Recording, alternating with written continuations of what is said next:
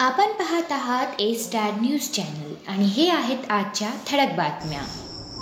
भाजप पक्षाने जातीवादचा राजकारण करून सत्ता स्थापन केली। रिजवान फरंगी। परभणी लोकसभा निवडणुकीच्या पार्श्वभूमीवर सेलू शहरातील आठवडी बाजार परिसरात आज दिनांक 21 एप्रिल रविवार रोजी 7 वाजता social democratic party of India पक्षाचे अधिकृत उमेदवार सय्यद इर्शाद अली यांच्या प्रचारात जाहीर सभा घेण्यात आली। या सभेत प्रमुख पाहुणे म्हणून एसडीपीआय पक्षाचे राष्ट्रीय सचिव रियाज फरंगी पेठ यांची उपस्थिती होती।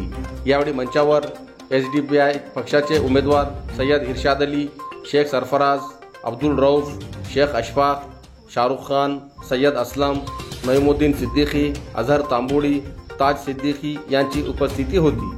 एसडीपीआय पक्षाचे राष्ट्रीय सचिव रियाज फरंगी पेठ यांनी आपल्या भाषणात सांगितले की देशात जातीवादचा राजकारण करून भाजपने सत्ता स्थापन केली। यावेळी एसडीपीआय पक्षाचे परभणी जिल्हा सचिव मुफ्ती अब्दुल अजीज, सेलू तालुका अध्यक्ष मौलाना रिजवान मिल्ली, हाफिज शेख असलम, अब्दुल मजीद, तालुका उपाध्यक्ष हाफिज अतीक फुरकानीसह पक्षाचे पदाधिकारी कार्यकर्ता मोठ्या संख्येने सहभागी झाले होते। कार्यक्रमाचे सूत्रसंचालन हाफिज शेख असलम यांनी केले, तर आभार मौलाना रिजवान मिल्ली यांनी मानले। आज आपल्यासोबत परभणी लोकसभेतील एसडीपीआयचे अधिकृत उमेदवार सय्यद इर्शाद अली है। अस्सलाम वालेकुम आदाब। जी, मैं Syed Irshad SDPI social democratic party of India का उम्मीदवार। आज हमारा सेलू यहाँ पे दौरा था और एक सभा थी हमारी, जिसमें हमने सेलू की आवाम से मुखातिब होकर कुछ हमारे जहनों में और सेलू की आवाम के जो जहनों में सवाल थे उन सवालों के जवाब को क्लियर किया है। जैसे कि एसडीपीआई एक वाहिद एक ऐसी पार्टी है जो मुल्क में मौजूदा हालात जो चल रहे हैं, जो धर्म की राजनीति कर रहे हैं, उनको मुंहतोड़ जवाब देने के वास्ते एसडीपीआई उभरी है।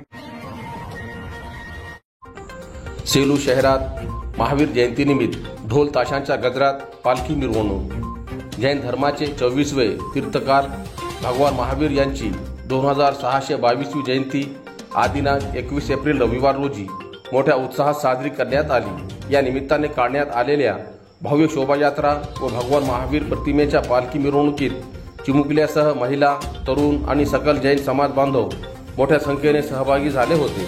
सेलू शहरातील जैन मंदिरापासून सकाळी 8च्या सुमारास शोभायात्रा निघाली। सजवलेल्या पालखीतून भगवान महावीरांच्या प्रतिमेची मिरवणूक काढण्यात आली। सेलू शहरातील विविध भागातील प्रमुख रस्त्याने पालखी मिरवणुकीचे ठिकठिकाणी उत्साहात स्वागत करण्यात आले। ढोल ताशांच्या गजराने व भगवान महावीरच्या जयघोषाने वातावरण दुमदुमले। महावीर जयंतीनिमित्त गेल्या 4 दिवसापासून जैन मंदिरात विविध धार्मिक कार्यक्रमाचे आयोजन करण्यात आले होते। भगवान महावीरांच्या जलाभिषेकासह स्वाध्याय, ध्वजारोहण, अभिषेक, पूजन, विविध धार्मिक विधी, उत्सव, भजन संध्या, विविध सांस्कृतिक कार्यक्रम साजरे करण्यात आले। महाप्रसादाचा भाविकांनी लाभ घेतला। उत्सवासाठी सेलू शहरातील सकल जैन समाज बांधवांनी पुढाकार घेतला। भाजपच्या विरोधात बोलणाऱ्यांना जेलमध्ये टाकले जाते, शरद पवार यांचे प्रतिपादन।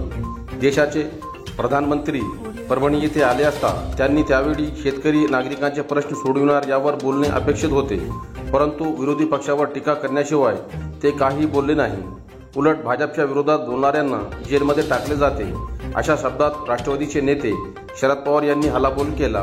महाविकास आघाडीचे अधिकृत उमेदवार संजय जाधव यांच्या प्रचारात घनसावंगी तालुक्यातील कुंभार पिंपळ गावात जाहीर सभा घेण्यात आली। यावेळी शरद पवार बोलत होते।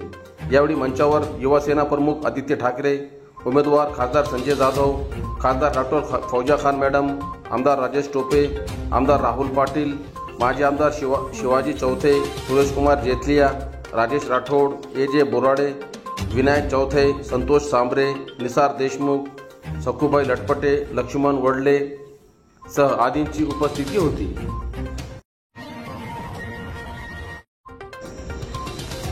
देशाचा अर्थसंकल्पात पुढच्या 25 वर्षाचे चित्र मांडणारे प्रधानमंत्री नरेंद्र मोदी।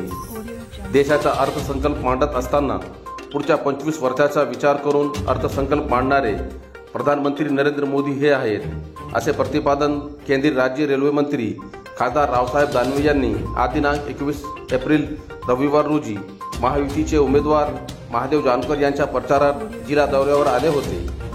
केंद्रीय राज्यमंत्री रावसाहेब दानवे यांनी 21 एप्रिल रविवार रोजी परभणी जिल्हा दौऱ्यावर महायुतीचे उमेदवार व रासपचे अध्यक्ष महादेव जानकर यांच्या प्रचारार्थ बोलत होते. ते Selu, Chathana, Vazar, Jintur, Sawangi, Itoli circle, Bhogaon circle, Dugaon circle, Wasta, Asegaon, Bori, Kausadi व येथे जनतेशी संवाद, प्रचार फेरी सभा आणि बैठक आयोजन केले होते. जिंतूर तालुक्यातील चाठाणा येथे प्रचार सभेत संबोधित करताना दानवे म्हणाले की 35 वर्षात मी 35 अर्थसंकल्प पाहिले आहेत, पण आमच्या अर्थसंकल्पात सर्वसामान्यांच्या हिताच्या योजना मांडण्यात आल्या आहेत. गुलमोहर कॉलनी येथे उत्कृष्ट कार्य करणाऱ्यांचा सन्मान.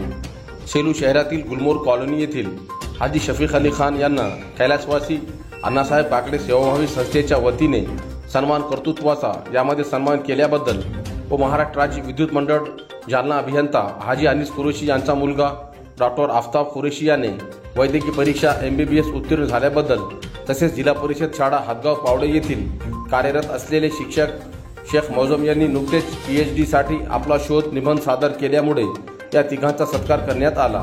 या प्रसंगी मुस्लिम एज्युकेशन अँड वेलफेअर सोसायटीचे सदस्य Shaikh Mahmood sir, Nisar Pathan, Shaikh Shamshuddin, Shaikh Imamuddin, Imran Qureshi, Javed Ghauri, Mohammed Haroon sir, Zaki Ahmed Siddiqui sir, Shaikh Rafiq sir, Pathan Rashid Khan, Shaikh Asgar यांच्यासह आदी मान्यवर उपस्थित होते.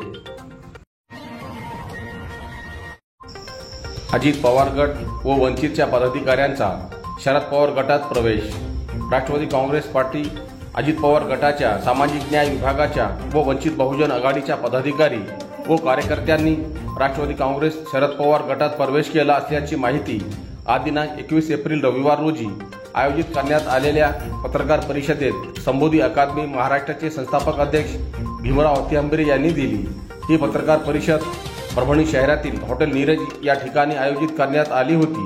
या पत्रकार परिषदेत सामाजिक न्याय विभागाचे अजित पवार गटाचे जिल्हाध्यक्ष सिद्धार्थ भराडे, गंगाखेड तालुकाध्यक्ष विश्वनाथ डबळे, पालम तालुकाध्यक्ष सकाराम हत्यांबिरे, सेलू तालुकाध्यक्ष प्रकाश झिमरे, जिंतूर तालुकाध्यक्ष बाळासाहेब वाकडे, पूर्णा तालुकाध्यक्ष विलास वाटोडे, शहराध्यक्ष माधव कनकोटेसह पदाधिकारी कार्यकर्ता मोठ्या संख्येने उपस्थित होते.